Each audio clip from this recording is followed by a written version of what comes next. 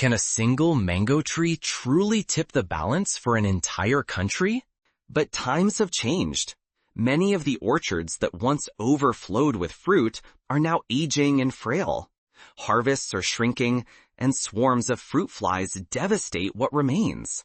With each passing year, the land groans under the pressure of droughts, unpredictable storms, and wild weather that seem to strike without warning. In the sun-baked heart of West Africa, this is not just a hypothetical question. For the people of Burkina Faso, it is a living wager, one that President Ibrahim Traoré has placed at the very center of the nation's future.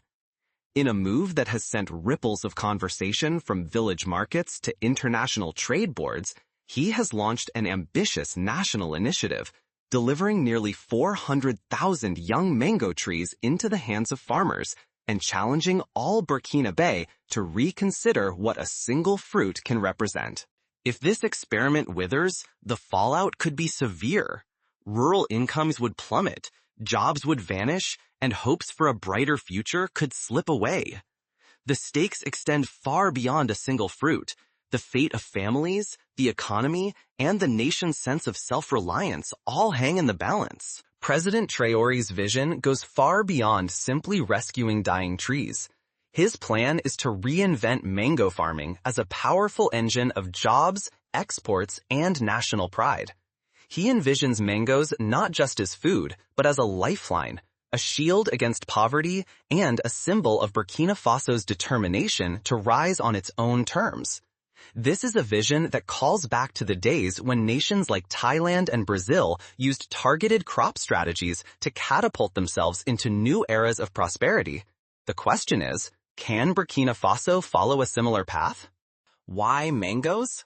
On the surface, it might seem like a simple choice. Sweet, juicy, and loved by children and elders alike. But dig deeper, and you will find that mangoes have always been more than a seasonal treat in Burkina Faso. For generations, these golden fruits have paid school fees, covered medical bills, and steadied rural families through lean months.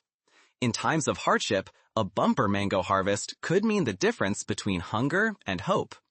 It is not uncommon to hear stories of families who weathered drought, political upheaval, or rising food prices thanks to the cash earned from baskets of mangoes sold at local markets. But can a single crop truly drive a nation's transformation? To answer this, we must look closely at the roots of Burkina Faso's mango revolution and explore how similar gambles have played out in history. Mangoes in Burkina Faso are not just another export crop. They are woven into the nation's identity, rooted in both earth and spirit. In countless villages, mango trees have stood sentry beside mud brick homes for decades. Their broad canopies cool courtyards during the scorching dry season, offering a place for elders to gather and children to play. Each year, the ripening of mangoes marks the turning of the seasons, as families come together to harvest, sort, and celebrate the bounty. However, the lifeline is now fraying. Many orchards, planted decades ago, are aging and weak, bearing fewer and smaller fruits. Fruit flies, once a minor nuisance, now appear in overwhelming numbers, laying waste to entire harvests. Export rules have tightened. One blemish on a fruit can now mean rejection from lucrative markets. On top of these challenges, climate change is rewriting the rules for survival. Rains come late or not at all. Sudden heat waves scorch delicate blossoms, leaving trees barren and families desperate. This ritual is more than tradition. It is a vital economic event. In the late 1980s and early 1990s, mangoes in Burkina Faso took on a new significance. With the opening of international markets, this humble fruit became a ticket to opportunity. Suddenly, dried mango slices from the Cascades region were appearing on shelves in Europe. Fresh mangoes, carefully packed by hand, were journeying by truck and plane to distant cities. This surge created jobs in trucking, packaging, and export logistics, connecting even the most remote farms to global supply chains. What makes this initiative so ambitious, and why are so many eyes watching? For millions of Burkinabe, the stakes are intensely personal. mango income pays for school books and uniforms, medicine, and meals long after the harvest has ended. Each season, villages burst to life with the arrival of trucks. Baskets fill with fruit, and families sort mangoes with practiced hands, hoping for a good price and a better year. In some communities, the annual mango harvest accounts for more than half the household income. For women, who are often at the heart of processing and marketing, the mango trade is a rare avenue for independence and empowerment. But now, a bold new national plan is taking shape. President Traoré's strategy is breaking with the past in ways that have caught the attention of international observers, agricultural experts, and Burkina-based citizens alike. The mango sector in Burkina Faso stands at a crossroads. Will it slide into decline or seize a chance for rebirth? If Burkina Faso's mango sector collapses, it would mean more than lost profits. It would mean lost jobs, lost dignity, and lost dreams for rural families already living on the edge. The country would risk losing its hard-won place in African and global markets, and the ripple effects could last for generations. This is not a theoretical risk. In neighboring Côte d'Ivoire, cocoa booms have turned to busts overnight when disease or market shifts struck. Ethiopia's coffee farmers have suffered similar shocks. The lesson is clear. Without renewal and resilience, even the most promising agricultural sectors can fade fast. Across dusty villages and sun-baked fields, most mango orchards have stood for over 3 decades. In the southwestern town of Bonfora, for instance, some trees date back to the 1960s, planted by grandparents who dreamed of feeding their descendants. Their branches, once heavy with fruit, now yield less each year. The situation is growing more desperate as fruit flies, a pest no larger than a grain of rice, ravage what little is left, leaving entire orchards spoiled and unfit for export. For smallholder farmers, the struggle is relentless. Most lack dependable irrigation, cannot afford enough fertilizer, and rarely see technical support. Each season, their future hangs by a thread. In contrast to large-scale plantations in countries like Mexico or India, most Burkina mango growers tend plots of only a few hectares, relying on family labor and traditional knowledge. When disaster strikes, there is little safety net. But old trees and pests tell only part of the story. The changing climate looms over the countryside, rewriting the rules for survival. Rainy seasons arrive late or vanish early. Sudden heat waves scorch delicate mango blossoms, destroying future crops before they can even form. This new unpredictability steals not just mangoes, but the hope and income of thousands of rural families. In the village of Bobo Dioulasso, for example, farmers recount how a single week of unseasonable heat wiped out half their expected harvest. If these problems are left unaddressed, Burkina Faso's mango sector could collapse. The stakes are immense. Mango exports provide jobs, income, and national pride. Should the orchards fail, so too do the dreams of countless rural households. Burkina Faso would risk losing its standing as a leading West African mango exporter, with lasting consequences for its economy and global reputation. History offers sobering examples. In the 1990s, Ghana's pineapple industry suffered a similar crisis when pests and market shifts struck, costing tens of thousands of jobs and millions in lost export revenue. Yet a bold response is underway. Under President Ibrahim Traoré, the government has launched a sweeping plan to renew the nation's aging orchards with new, climate-resilient mango varieties. Fresh plantations are taking root, and direct support is reaching the farmers who need it most. In partnership with agricultural research centers, Burkina scientists are developing mango trees bred to resist both drought and pests, drawing lessons from successful programs in Kenya and India. The first decisive move, the distribution of nearly 400,000 young mango seedlings to smallholders and cooperatives. Each seedling represents a promise, a future with stronger harvests, higher quality fruit, and a path back to lucrative export markets. The government has also committed to providing technical training, new irrigation systems, and grants for organic pest control, ensuring that farmers have the tools to nurture these young trees to maturity. What would it truly mean if Burkina Faso's mango industry exploded into a new era? This is not simply about planting trees. It is a transformation to boost production, raise quality, and restore Burkina Faso's place at the heart of the global mango trade. The plan is supported by a network of extension officers who travel from village to village, teaching farmers modern pruning techniques and post-harvest handling, so that more fruit reaches market in pristine condition. In the pilot region of Haut-Bassans, farmers have already reported a 20% increase in yields after adopting these practices. But can seedlings alone overcome decades of decline? The answer depends on what happens next, in the fields and beyond. If this vision succeeds, it will secure the future of mango farming and ignite new hope in fields, homes, and markets across the nation. The export potential is enormous. Already, Burkina Faso is the third largest mango exporter in West Africa, behind only Côte d'Ivoire and Mali. With renewed orchards and improved logistics, the country could leapfrog its rivals and capture an even larger share of the lucrative European and Middle Eastern markets. On the national scale, mango exports are not just lines in a ledger. Today, they already bring in more than 17 billion CFA francs annually, a sum that rivals the export value of cotton, long considered Burkina Faso's traditional cash crop.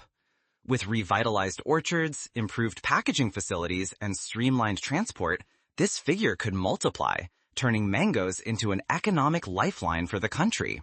Picture rural families no longer living season to season, but relying on robust mango orchards that guarantee steady cash year after year. With this income, children attend school, medical bills get paid, and families invest in seeds for side businesses, sparking local growth from the ground up. In the town of Wahiguya, for example, one cooperative has used mango profits to build a community health clinic, while another funds microloans for women's weaving collectives. The impact cuts even deeper. Across Burkina Faso, women are leading the way in mango processing, drying fruit, creating jams and juices, and selling value-added goods. These jobs mean real income, new skills, and a sense of independence that strengthens families and transforms villages. In the city of Kodugu, a women's cooperative processes thousands of tons of mango each season, selling dried slices to buyers in France and Germany.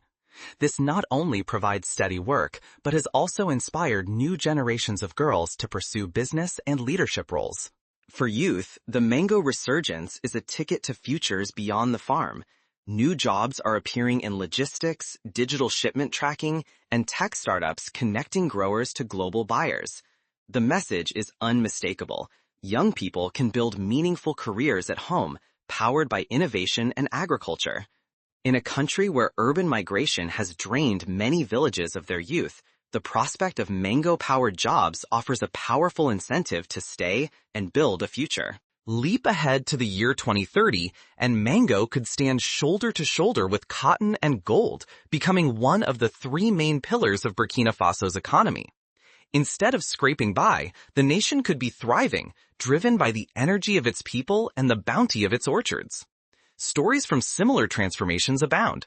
In Vietnam, for instance, targeted investments in coffee and pepper production lifted millions out of poverty and turned the country into a global export powerhouse within a single generation.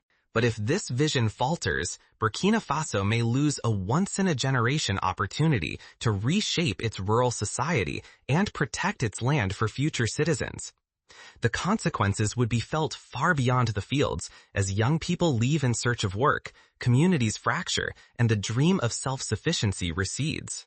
So what makes this plan different from past promises? And what has President Ibrahim Traoré done to make success possible this time? The land itself stands to gain. Renewed mango orchards bring more green cover, restoring weary soils, fighting back erosion, and absorbing carbon from the air. This is not a minor benefit. Studies from India have shown that mature mango orchards can sequester up to 50 kilograms of carbon per tree each year, helping to offset the impacts of climate change. Healthier land means stronger communities and a concrete move against environmental degradation. In the Sahel, where desertification is an ever-present threat, every new tree matters. To find the answers, we must look at how Traoré's strategy rewrites the playbook on agricultural reform. The details reveal why this moment could be a turning point for the nation. Why does this time feel different for Burkina Faso's mango revolution? The answer lies in a new kind of leadership, bold action, and the arrival of transformative technology. At the center of it all is President Ibrahim Traoré. Unlike leaders who simply make promises, he is rolling up his sleeves and rallying everyone, ministers, farmers, exporters, turning grand words into tangible progress. Traoré sees agriculture as Burkina Faso's shield against hardship, and the mango as the heart of that defense. In speeches, he often invokes the image of the mango tree. Our strength is in our land, and our future is in our farms. Already, nearly 400,000 new seedlings have reached village orchards, but that is only the first chapter. The government is pushing further, expanding plantations onto fresh land, modernizing farming techniques, and overhauling the export chain to lift standards at every step, from the orchard soil to the shipping port. Unlike previous efforts, which often stalled due to corruption or poor coordination, this plan is monitored by independent watchdogs and includes regular public updates, building trust and momentum. The ambitions for the year 2030 are nothing short of dramatic. The nation aims to double or even triple its mango harvest. This requires more than just planting trees. Factories are being built to process dried mango and other high-value products. Thousands of workers are being trained, ensuring that a greater share of profits remains within Burkina Faso, rather than flowing out to foreign markets. In the city of Ouagadougou, a new state-of-the-art processing plant is expected to create over 2,000 permanent jobs and support hundreds of smallholder suppliers. Yet perhaps the real game changer is technology. Today, farmers benefit from solar-powered irrigation systems which shield crops from relentless droughts and help conserve water. Mobile phones now deliver real-time guidance, while drones patrol the skies to control pests. Each mango's journey can be digitally traced, proving to buyers exactly where and how it was cultivated. New processing centers are springing up, helping meet tough export standards and slashing losses. In some pilot projects, post-harvest waste has dropped from 40% to less than 15%, thanks to better packaging and cold storage. There is also a strong focus on education. Agricultural colleges are rolling out new curricula on climate-smart farming, pest management, and agribusiness entrepreneurship. The government has set up mentorship programs pairing experienced farmers with young trainees, ensuring that traditional knowledge is combined with modern science. But this is about more than simply selling fruit. The true goal is a sustainable, climate-smart mango industry that commands global respect for the Burkina Faso brand. The country is staking its future on joining the top 3 mango exporters in Africa, and on seeing its name on supermarket shelves in Europe, the Middle East, and beyond. Burkina Faso is not merely growing mangoes. It is nurturing a vision and sending a message. But who stands to gain or lose the most from this mango revolution? The answer depends on whether the promise of shared prosperity can reach every corner of Burkina Faso. The stakes are enormous. If Burkina Faso stumbles, yields could keep falling and rivals may surge ahead. But if this plan succeeds, it will not only transform the mango sector, but reshape the nation's entire economy, reputation, and sense of possibility. The world is watching. International development agencies, private investors, and neighboring countries are studying Burkina Faso's model, eager to see if local leadership and innovation can outpace traditional aid. Peer beneath the orchard leaves and you will find more than fruit. Here, a nation is choosing to rebuild itself from the ground up, refusing to wait for rescue or rely on charity. The people are rewriting their own story, seed by seed. This echoes the experience of Rwanda, which rebuilt its agricultural sector after tragedy by empowering local farmers to lead the way. Each mango seedling planted is a statement of intent. It declares, we will not let circumstance or history define us. This act challenges the old narrative of dependency and asserts that local action is the fuel for national renewal. In interviews, farmers speak of newfound pride. This tree is my family's future and our country's hope. With President Ibrahim Traoré's leadership, the message is unmistakable. True transformation must begin at home. By trusting in their own soil, their own farmers, and their own ingenuity, Burkina Faso's people are proving that destiny is not handed down, it is made. In every region, from the mango-rich south to the drier north, community groups are forming to share resources, exchange seeds, and coordinate harvests, making the most of every opportunity. Will you take up that challenge? What could you grow, starting from the ground beneath your feet? As the mango trees take root and flourish, so too does the country's self-reliance. The lesson is clear. Real change is not delivered from abroad. It is cultivated by those who dare to believe in their own potential and work for it. The greatest risk for all of us is overlooking this lesson. If we only focus on headlines about hardship, we miss the deeper truth. Vision, collective effort, and leadership can change a nation's fate. In Burkina Faso, bold local action is already creating jobs, building pride, and planting hope for the future. Pause and reflect. What could shift in your own life or community if you saw renewal as a personal responsibility, not a gift from outside? Burkina Faso's Mango Plan is more than an economic strategy. It is a call to rediscover the transformative power waiting in your own backyard. Whether you are a student, a business owner, or a policymaker, the lesson is universal. Lasting change begins with the seeds you plant today.